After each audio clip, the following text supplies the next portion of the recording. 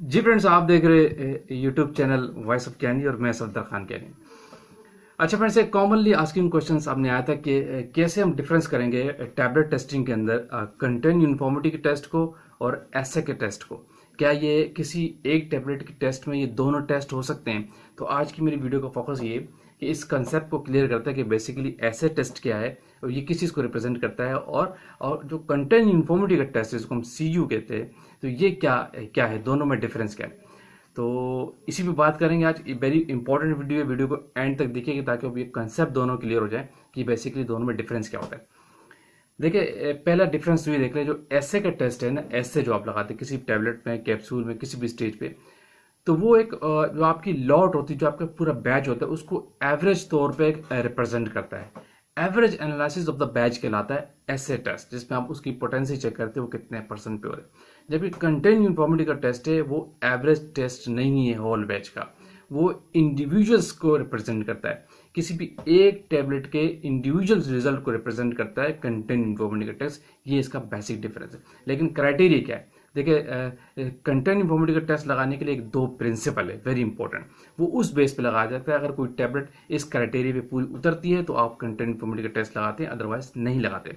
जबकि ऐसे जो है वो आप हर टैबलेट में लगाएंगे। कोई भी आप टैबलेट बना रहे हैं, चाहे किसी भी स्ट्रेंथ की टैबलेट बना रहे हैं, ग्रेन्यूल स्टेज पे भी लगा सकते हैं, कोर स्टेज पे लगा सकते हैं, कोटेड पे तो वैसे नहीं लगाते।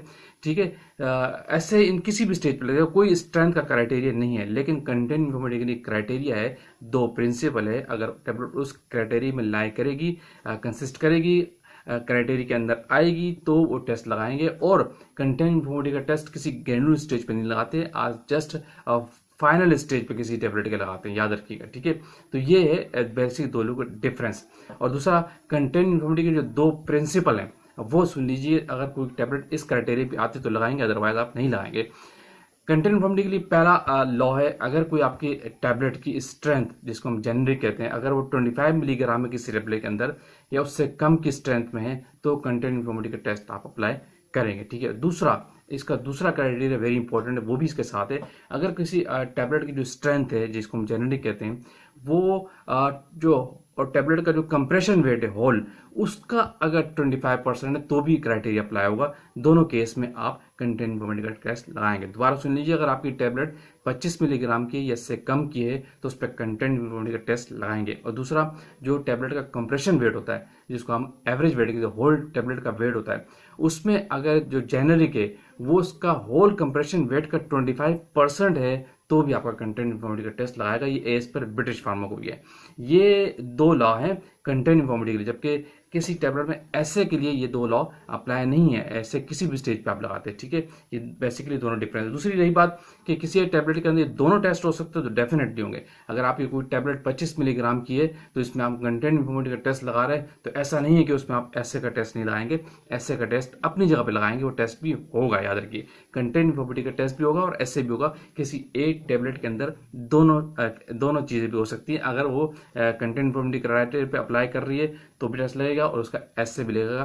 किसी एक टैबलेट में दोनों टेस्ट भी हो सकते हैं। तो ये वेरी बेसिक और क्लियर कट डिफरेंस मैंने आपको बताया, और दो प्रिंसिपल भी बता दिए कि कंटेंट यूनिफॉर्मिटी के लिए क्या प्रिंसिपल्स होते हैं और ऐसे का क्राइटेरिया क्या होता है, और बेसिकली दोनों में डिफरेंस क्या है। होपफुली आपको एक कंसेप्ट मिल गया होगा। ये वो चीज़ें हैं जो आप लेबोरेटरी में काम कर रहे हो, जो यूज़र है, जो टेस्टिंग करता है, एनालिस्ट है, उनको इन चीज़ों में बैकग्राउंड का पता होना चाहिए कि आप काम क्या कर रहे हैं। लेमैन बन के आपको काम नहीं करना, अपने साइंटिस्ट बन के काम करना है।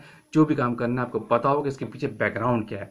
फिर आप में और लेमैन में कोई डिफरेंस नहीं होगा अगर आप डिफरेंस नहीं जानते तो।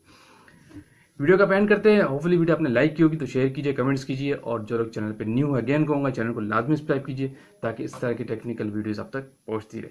Thank you for watching. अल्लाह हाफिज़।